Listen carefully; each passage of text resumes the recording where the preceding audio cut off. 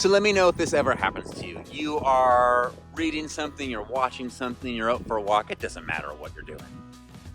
But you notice something. Maybe it's a word, maybe it's a character, maybe it's a phrase, maybe it's something random. Again, it doesn't matter, but it catches your attention. That has ever happened to you? And it's almost like this word or this thing grabs you and shakes you and says, "Pay attention to me."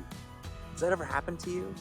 Maybe it's more subtle than that. Maybe it's as loud as that. Again, it doesn't matter. But does that ever happen to you? It happens to me a lot. And I actually think that is God's way of getting our attention and saying there's something that we have to talk about. There's something that you need to feel or think about, a conversation that you are not having, and it's overdue and it's time that you have it.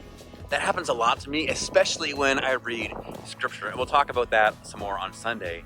But I was reading one passage of the Bible this week, and this line just grabbed me from the heart. This line that said, "Guard the good that has been entrusted to you." Guard the good that has been entrusted to you. You can find it in 2 Timothy chapter 1, verse 14, if you want to look it up. But I have not been able to stop thinking about it. Because here's the thing. Hold on. Lewis, don't. I think it's got something to say to all of us. And not just because we are living in a time that is so wild and chaotic and that seems to want to draw out the worst of us. But I also think it has something to say to those of us who are trying to figure out what it means to be human and how to live deep and purposeful and meaningful lives.